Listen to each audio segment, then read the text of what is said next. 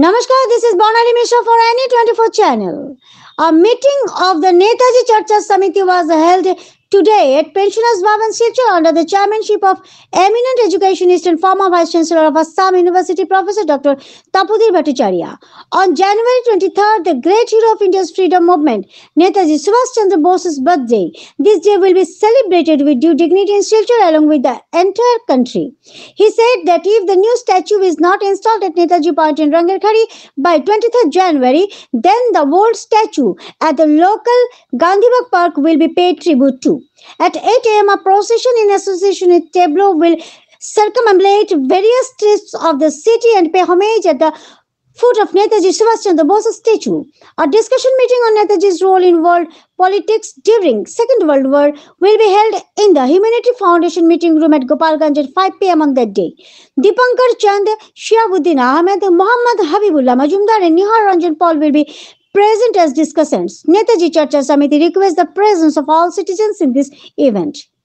For more news and updates, subscribe our channel NE24 and follow Facebook page. আমাদের কালচক্র ঘুরেই চলেছে এবং সেই নিয়ম অনুযায়ী 23 জানুয়ারিও আসছে। 23 জানুয়ারির তাৎপর্য আমরা সবাই জানি। নেতাজি সুভাষচন্দ্র বসু অঙ্কের হিসেবে তার জন্মদিন একটা সংখ্যায় গিয়ে আমাদের পৌঁছে দেয়। আমি বলবো যে নেতাজি সুভাষচন্দ্র বসু আমাদের প্রয়োজনের মুহূর্তে আরো বেশি আমাদের কাছে গুরুত্বপূর্ণ হয়ে উঠছে। আমাদের শিলচরে যে আমরা নেতাজি চর্চা সমিতি আমরা তৈরি করেছি, আমরা যথাসাধ্য তা পালন করছি এই জন্যে যে দেশ এবং দেশের এক দুর্দশার সময়ে অনেকের মতো নেতাজি সুভাষচন্দ্রকে আমাদের বড় প্রয়োজন। তার চিন্তা, তার কাজ, তার বিশ্লেষণের মাধ্যমে আমরা আসলে নিজেদেরই মনে করিয়ে দিচ্ছি। তো এই উপলক্ষে আজ পেনশনার্স ভবনে আমরা নেতাজি চর্চা সমিতির পক্ষ থেকে একটি সভায় মিলিত হয়েছিলাম এবং আমরা কিছু সিদ্ধান্ত নিয়েছি। সেই সিদ্ধান্ত আমরা জনসাধারণকে জানাতে চাইছি। 23 জানুয়ারি আমরা সাধারণত যেটা করি, আমরা নেতাজি মূর্তিতে আমরা মালা দিই, সমবেত হই এবং আমাদের মতো আরও অনেকেই হয়ে থাকেন। নেতাজি চর্চা সমিতিও এটাকে যথেষ্ট গুরুত্ব দিয়েই থাকে। তো এবার আপনারা সবাই জানেন যে আমরা জানতে পেরেছি বলা ভালো যে নেতাজির একটি নতুন মূর্তি এখানে স্থাপিত হবে। ভালো কথা। তো আশা করছি যে 23 জানুয়ারির মধ্যে তা স্থাপিত হবে নতুন মূর্তি, সম্ভবত আর একটু বৃহত্তর, মানে কায়ার দিক দিয়ে নেতাজি তো বৃহৎ হয়েই আছে, একটু স্থাপিত হবে।